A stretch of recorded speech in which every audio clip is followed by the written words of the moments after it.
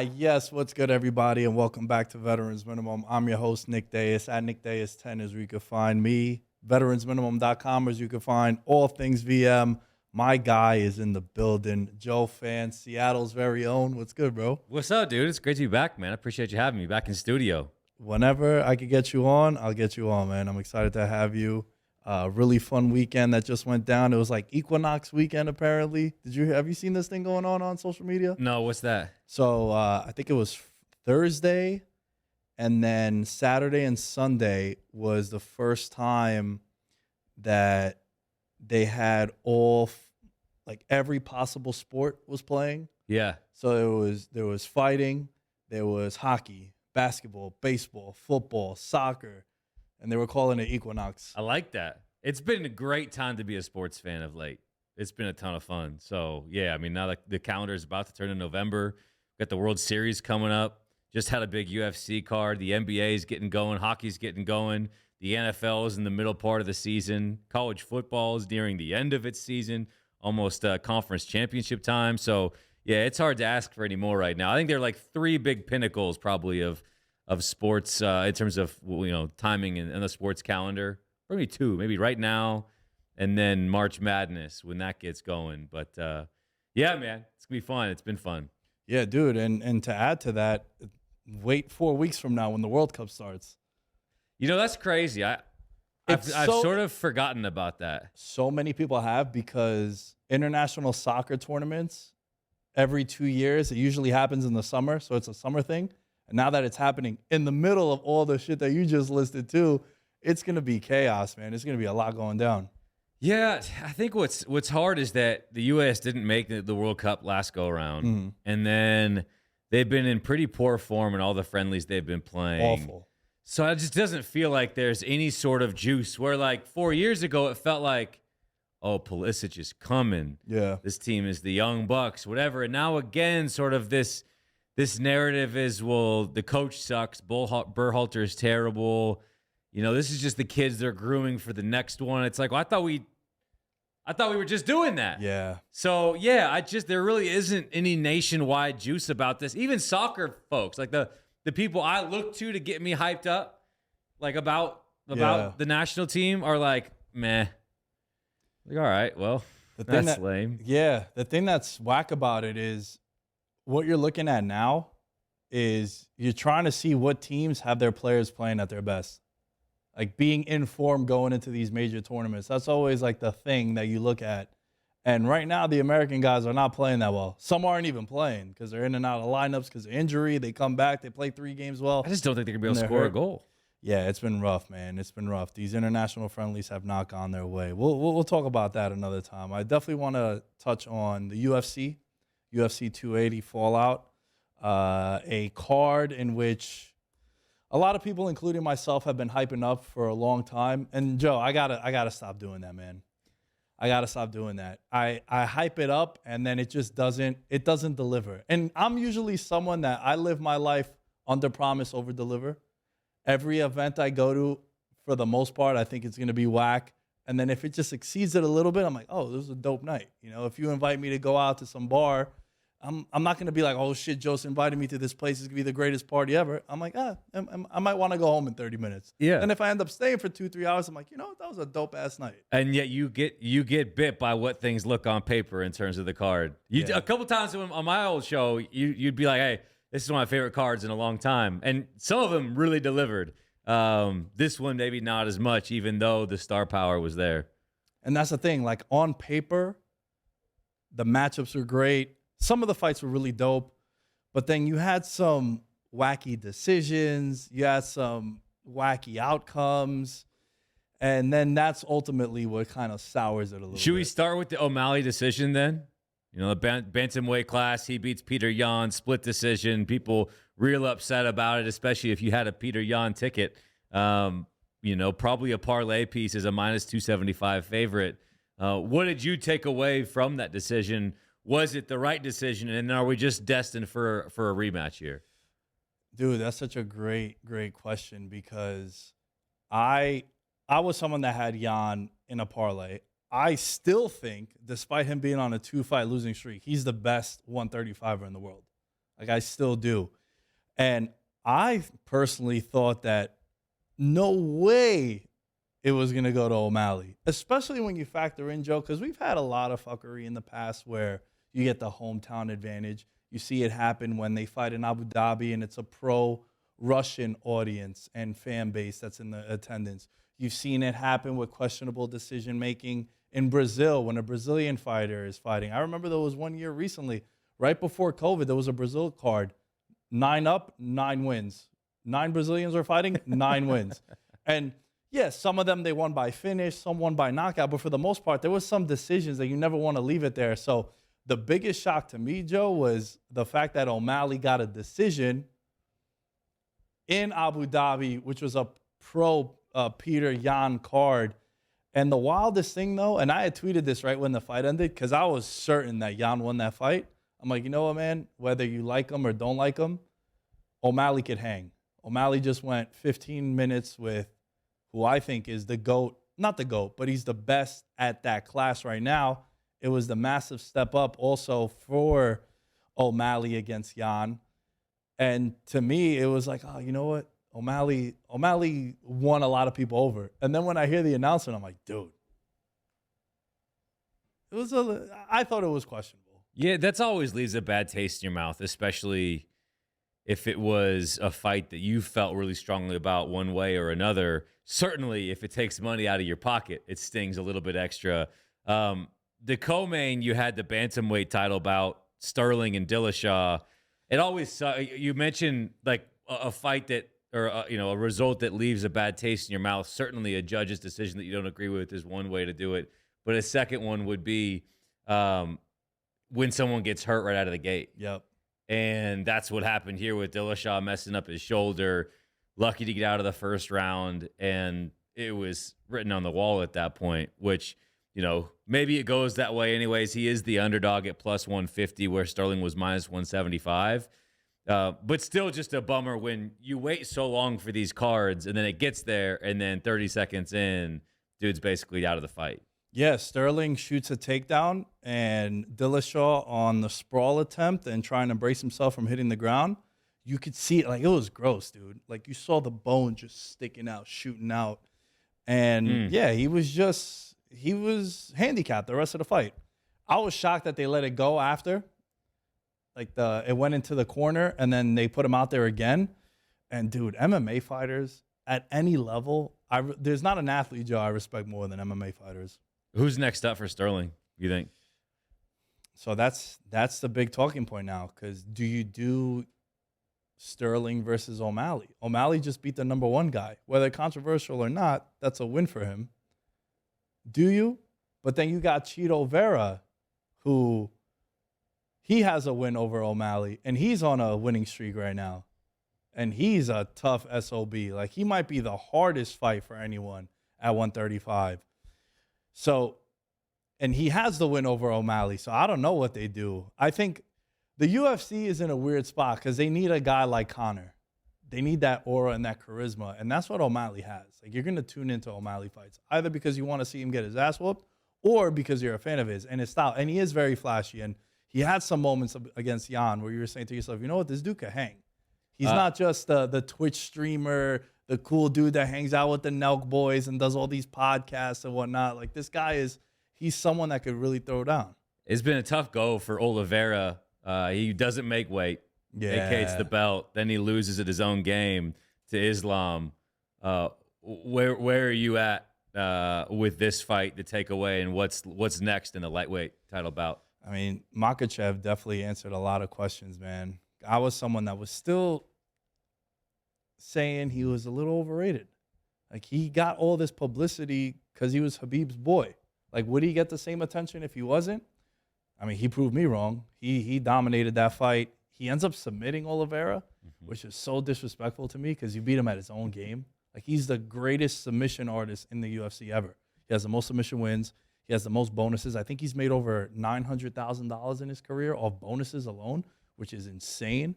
And you beat him in his own game. And there's a part of me that felt so bad for Oliveira because, like you said, he had to vacate it in his last fight when we were on your show talking about it by half a pound. which, come on, man, give him a break, half a pound. Like, I get it, it's championship weight, but he weighed in at 155.5. It's not like he came in at 163 and you're like, all right, dude, you missed weight by 7 pounds or 8 pounds, whatever it was. So for half a pound to do that, it was disheartening for Charles Oliveira. But he gets finished, and I think he'll be back. He'll be back in contention. He's not going to fall too far off the ranks. He'll probably get another marquee fight, whether it's a fight night headliner. Maybe he gets Conor. Who knows? Conor immediately started tweeting out, the usual Conor stuff just to stay relevant. I feel like, are you still into Conor?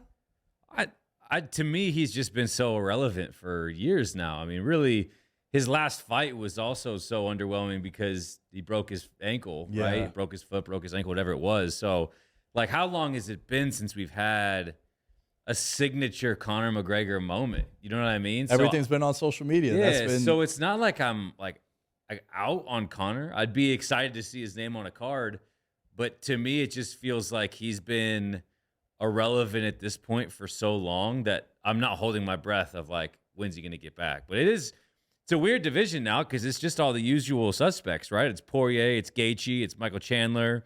Is there an up-and-comer that can potentially shake things up a bit? Because I look at those names in the light heavyweight ranking or lightweight rankings, and to me, it just feels like all the names we've been seeing for years.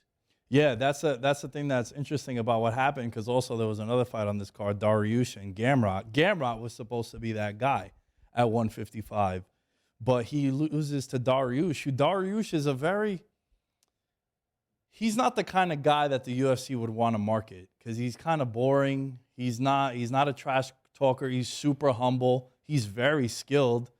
He's going to be a top 5 guy. He's probably going to be like the number 3 or 4 guy in the division now because he just had a monster win and he was already at number 6, I believe. But UFC needs you to be like Covington and Conor and these trash talkers because they want to sell pay-per-views. So there isn't a guy at 155 right now that I think is up and coming. I would have said Gamrot. It's not like he's going to fall too far down the ranks, but this would have been a momentum builder for him to continue on. I feel like this is a good little segue, though, from UFC to the NFL in Week 7. And talking about people that might be falling off.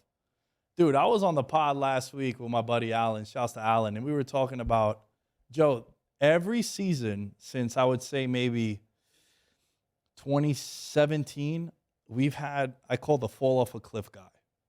It's these iconic quarterbacks, these franchise guys that have been with the same team for a decade or so.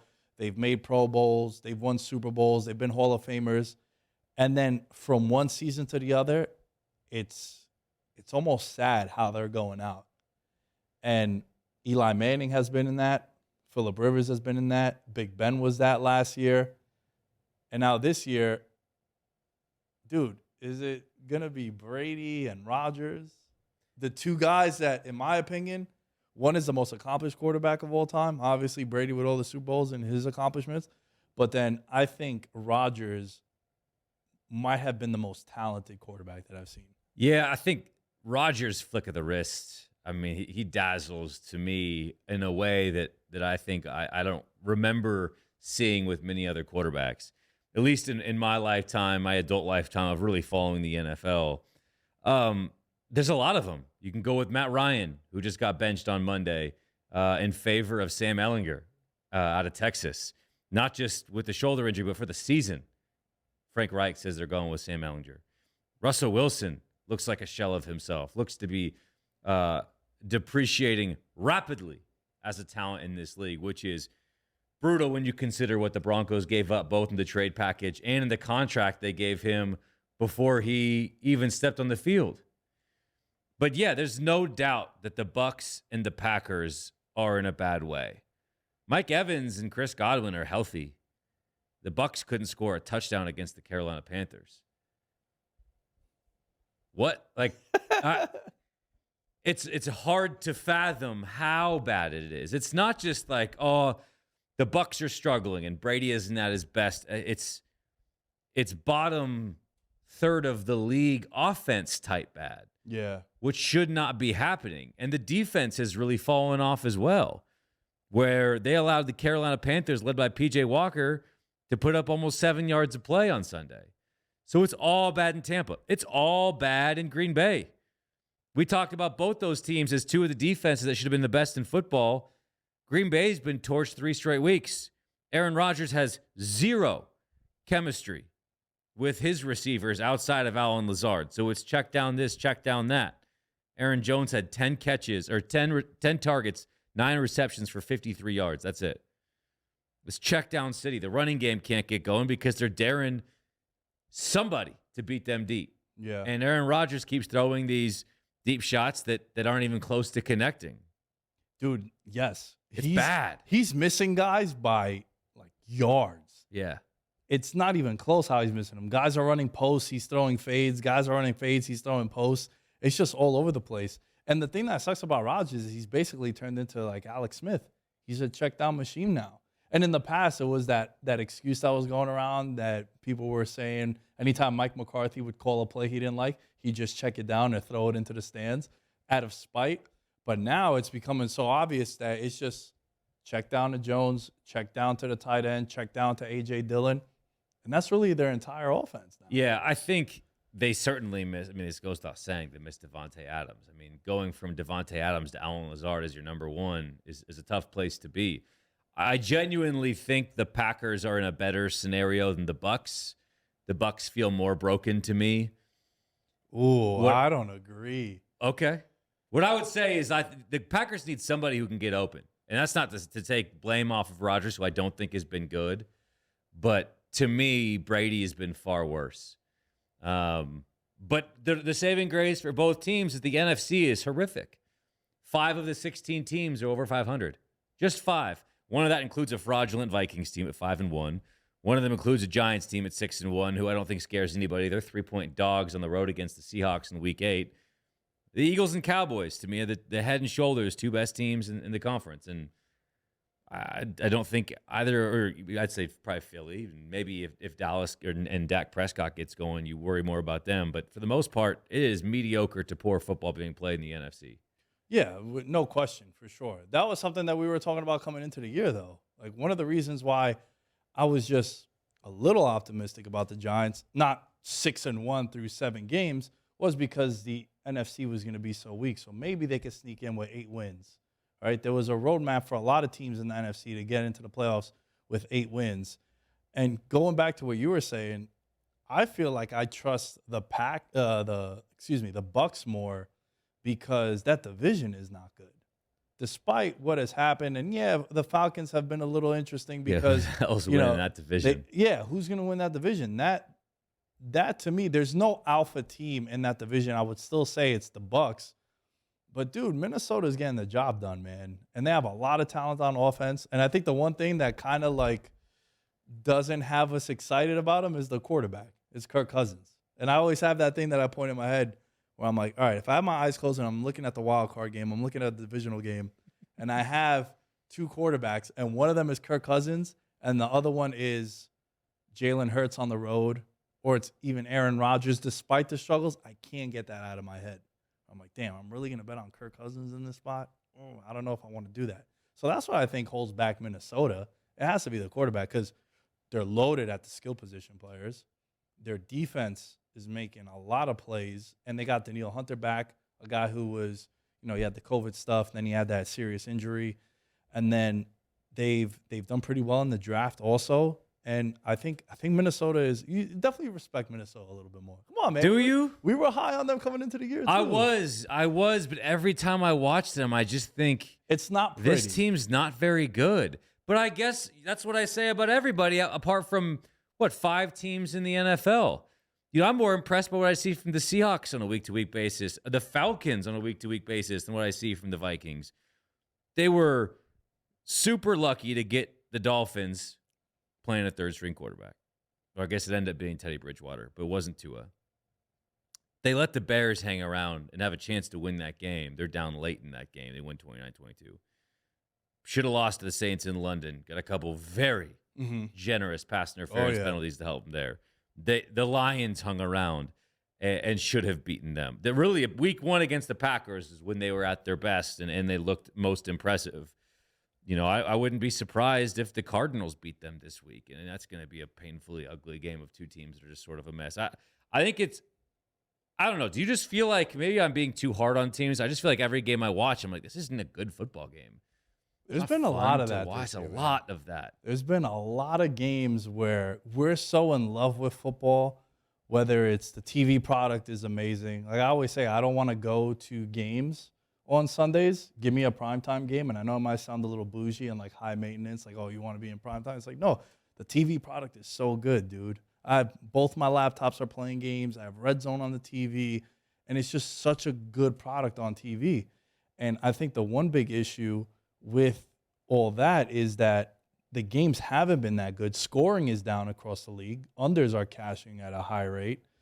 And it's almost 60% yeah, through 7 weeks. And I think the biggest issue is that with players aren't practicing as much as they used to in the past and guys sitting in preseason. I know that we're like 2 months into the season now, but that's a reason why there's all these slow starts coming into the league. And to me, football could be unwatchable, dude. When you have two bad quarterbacks playing, there's a reason why all these teams, Joe, and all these rules are in favor of you not hitting your quarterback. Because if you don't have Jalen Hurts out there playing the Chargers with Justin Herbert, what are you gonna watch? It's unwatchable when you have no quarterbacks. Who's the 5th best team in football? The 5th best team. So what are the top 4? So it's the Eagles, the Bills, the Chiefs. And I would put Minnesota. Okay, I'd put the Cowboys. So you'd put Minnesota 5. Okay, well, that's fair. I'd say Dallas is right after them. So Dallas would be 5th.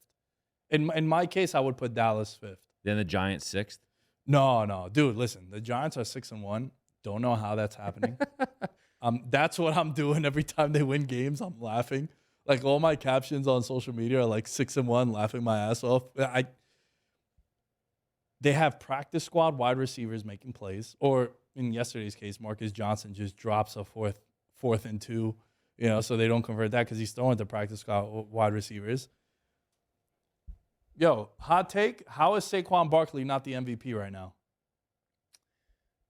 In what it means, right? The most valuable player to their team this season. How is it not Saquon Barkley? Yeah, I think he's in the conversation. I just don't think it's possible for a running back to win. But he's doing everything possible to do that. I think the conversation is more so Brian Daboll is the coach of the year, and what does it mean to have competent coaching there? Where after Tom Coughlin, you go through Ben McAdoo, Pat Shurmur, and Joe Judge. Yeah, it was so bad, and so now you have a guy who brings a level of toughness and competency and creativity to what he's trying to do. The ability to mask Daniel Jones's flaws, which we know are vast and varying. Oh, yeah. And then maximize Saquon Barkley when he's healthy. To me, yeah, those two guys have just been so instrumental in what they're doing. The fact that they're 6-1 is remarkable, and they deserve all the credit they're getting, even though, I don't think many people are buying it, which is why, again, they're underdogs in Week 8 against the Seahawks. It's a fascinating story to unfold because he is the coach of the year candidate, and Saquon certainly the comeback player of the year. Yeah, that's fair.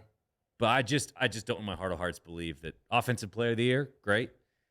I don't think you can say he's the MVP over Josh Allen or Patrick Mahomes. Yeah, he's not going to win it. I'm not saying he's going to win it, but I think Saquon Barkley, if the Giants continue to win, he should be in that conversation the way Cooper Kupp was last year. Invite him to the Heisman ceremony. He's in the top 4. Invite him to New York. Play the promo package when you're introducing who the finalists are. Saquon should be there at least. That's fair. You're not wrong. I mean, he is going to be all over NFL honors in one way or another if he keeps this up. I mean, he is first team All-Pro. And everyone accolade you want to bring with it. I don't think there's any, illusion otherwise. I think he's gotten his props, and I think everyone's so pumped to see him healthy and performing to what we saw flashes of in the NFL, but certainly at the collegiate level. Injuries are tough, man, and it's great to see this guy healthy because he has been absolutely remarkable. I mean, dude, even yesterday, right? He has 38 yards going into the fourth quarter, and then he gets 72 yards on 10 carries in the fourth quarter. And that's a closer right there, right? You call him up in the 9th inning to shut shit down, and that's what Barkley was doing. Yeah. And to me, with Daniel Jones is we know he's limited. Like that's not duh, right? Like we all know that. I think what Brian Dable is doing is he is capitalizing on what he does well. He's the best running quarterback right now in the league. Like 11 for efficiency. 107 and a touchdown. Yeah, they're running a high school football, college football offense where it's like read options, take it and run. We don't want to jeopardize our quarterback, but it's the one thing that he's great. Like that's the one thing that he's an A+ at. And I've been saying it for years. His best attribute is his feet. And everyone always thinks of that video on Thursday Night Football against the Eagles where he's stumbling on that long run. It's like, oh, this guy's just because he was moving too fast. Right, That's why. Right, yeah. So to me, the Giants are just doing what they're doing with what they have, and it's getting the job done. Is it sustainable? No. I think what Seattle is doing is really fun and interesting, man. And would you have guessed that our two teams would be in the conversation? And then let's show love to the other New York team too, man. They're 5-2, the Jets. They got beat up by injuries today, Monday morning. But which of the three teams? Let me ask you this: which of the three teams surprises you the most through 7? We got the Seahawks, we got the Giants, and the Jets. I would say the Jets. And I think that's probably the least sustainable. You know, I think the Jets and Giants play a similar brand of football where they're competent defensively. They're going to make you work for it.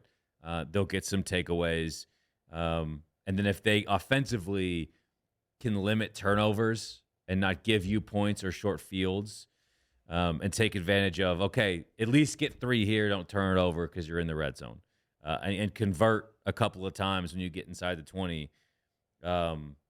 They can beat you ugly, and that's sort of how they do it. Just albeit the Giants score a bit more, but they're led by running backs, Breece Hall and Saquon Barkley. Well, the Jets just lost Breece Hall for the season with an ACL tear, which is just brutal. The Seahawks are a completely opposite brand, where somehow they've been this offensive juggernaut that can't be stopped, but until the last 2 weeks, they couldn't stop anybody. They were on historically bad paces through 5 games against the run, against the pass. It was all bad. Well, the last 2 weeks, they've figured something out to where against the Cardinals, they were lights out, didn't allow a touchdown, and then they allowed just 23 points against the Chargers. That includes a garbage time touchdown in the final couple of minutes there. They put up 37 points against the Chargers. Geno Smith, you want to talk about dark horse MVP candidates, he's been the second best quarterback in the NFC. And I don't think it's close. I don't know who else you'd even put up there alongside him and Jalen Hurts. He's been that good. Kenneth Walker is that dude. 23 for $168 and 2. He's at least 88 rushing yards and a touchdown in his last 3 games. You have DK, you have Tyler Lockett. They've got a bunch of tight ends they've been throwing to, but it all comes back to Geno, and he has been so much more than the game manager, which I think we all thought his ceiling would be. I mean, this dude's making some big-time throws. The ever-evolving deep ball. You've got the tight window throws that he's been fearless with.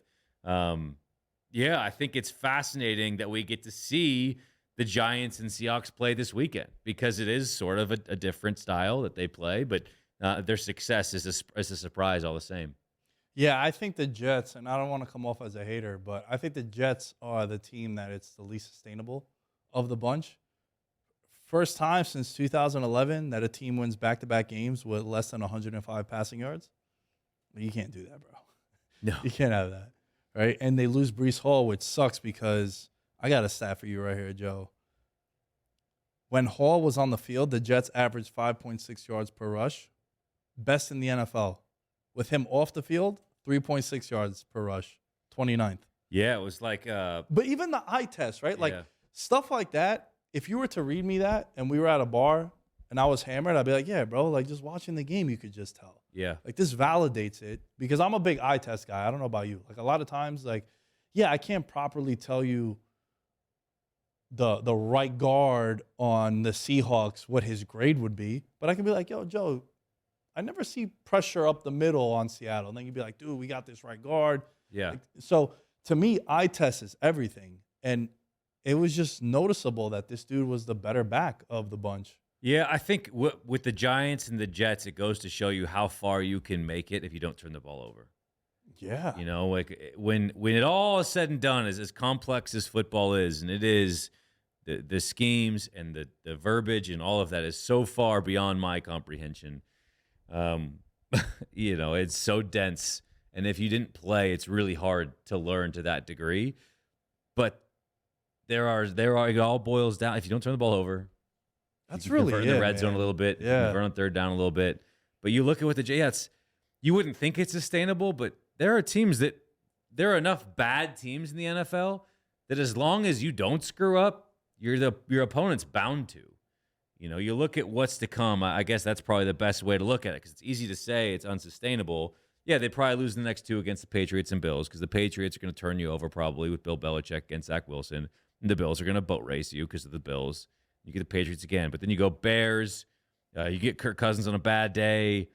What time is that game? You happen to know what time that game is? Because that could be the deciding factor right there. Because like Kirk Cousins, apparently he's like 68% against the spread when he plays at 1 o'clock Eastern time. He's in the 1 Eastern window. Oh, okay. So it might be quiet for the Jets. Yeah. But it is. Again, Robert Saleh, they're playing hard for their coach, both teams, and they've been better than they had been in years past when it comes to turnovers.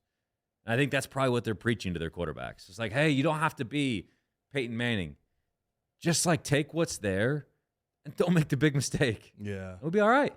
Yeah, man. And it's so unfortunate about the Jets because not only do they lose Breece Hall to the ACL, Vera Tucker, a dude who I remember him coming out of college and I was like, yo, this guy, there's no way this guy cannot be a stud. Like he played all the positions in college, very versatile, and he was the most pro-ready guy. But again, you don't want to take a guy in the top 5, top 10 that's a guard. It's not a luxury position, really. But they lose him also. So you probably lost your 2 best offensive players this year. Yeah, and I remember him coming out of USC too, and dude was a star. It is tough. Every team deals with it. But when you're trying to enjoy your best start, and gosh, however long, I'm just filling out my power rankings for the week. I got them 10th. Yeah. It's like, when's the last time the Jets were in the top 10 of any power rankings at any point in this season? For sure. Decade? I don't know. Forever? Yeah, easily, man. And then talking about injuries, fuck, do we just burn these Charger tickets that we have? Yeah. Oh, for sure. It's already burnt. Dude. that thing was toilet paper weeks ago. Every week, it's like, and it's not just a backup. It's not just it's Josh Palmer. It's the third string wide. It's like now it's Mike Williams. Then it was Slater earlier in the year. You lost Keenan Allen for a bit. He comes back. Now Mike Williams hurt. Now J.C. Jackson, who you spent all this money on. Who was playing terribly to begin with. He was, yeah, absolutely. Tip of the cap to Bill Belichick, man. If Belichick just lets you go with no rebuttal, no matching your offer. If he's like, yo, Joe, how much you want? $70 million? All good, man. Just thank you for your time. And that's a red flag. You know how people talk about red flags and green flags on social media? Yeah. If you're a defensive player with the Patriots and Bill Belichick has gonna let you walk, no desire to bring you back, it's like, oh. The Chargers are soft too. This is a soft organization. They've got no fans in that building, no fans in that city, no sense of a home field advantage. I think the Seahawks have been impressive, but they got boat raced yesterday. It's the second time they've been boat raced at home. As huge favorites. As Jacksonville a couple weeks prior. Yeah, man. And again, look, no disrespect to Seattle, but you're kind of getting boat raced by 2 teams that shouldn't be on your level, especially if you're factoring in how we felt about them coming into the year and how we felt about the 2 teams that did boat race them. And they gave up 17 points in the first quarter. Yeah, I couldn't believe it. I was driving yesterday, and I was going somewhere to watch the games. And once I get there, person didn't have red zone, so I was immediately like, oh, man. I can't remember the last time I watched football and it wasn't on red zone. At least having red zone there present. But I look at my phone, and it was 17-0. I was like, nah, there's no way. This has to be a typo of some kind. There's no way that this is the case. And I just couldn't believe it. But the Chargers there's no home field. The Justin Herbert is 29th in the league in yards per attempt. It's like this dude he's Patrick Mahomes or close to it, and we're treating him like he's 2019 Eli Manning. It's like, no, we can't have that. Let this guy be great. Yeah, I don't It's get it, man. amazing how quickly the shine has worn off the star of Brandon Staley. So we talked about that last time. Yeah. We'll probably continue talking about it because it's been bad there, man. Yeah, dude. I wanna end with this because I didn't get a chance to talk about it at the time when it happened, but Christian McCaffrey goes to the Niners. Initial thoughts. What do you think of that? I just can't believe how much they continue to invest in running backs, man. They draft a running back in day 2 every single year. Usually ends up not playing. Trey Sermon's already off the team. And then how much production they've gotten out of either a late round pick like an Elijah Mitchell or undrafted guys like Matt Breida, Jeff Wilson, Raheem Mostert, guys who not just were productive but were stars. Yeah, in Elijah Mitchell. spurts. I know he's hurt now, but Yeah, 6th round pick I think Yeah. for Elijah Mitchell. So yeah, Christian McCaffrey's a great player, but like as you saw against the Chiefs, they got a lot of problems over there, and if that defense isn't dominant, that offense ain't keeping up in a shootout. So, when you limit the Deebo Samuel explosives, you make Jimmy Garoppolo march the field. They have a really hard time, and I was surprised how little McCaffrey played in that game, especially given their struggles and how much they were down. But yeah, great player. Excited to see how Kyle Shanahan uses them, but the Niners got problems, and again, they're a team that's very lucky how bad the NFC is.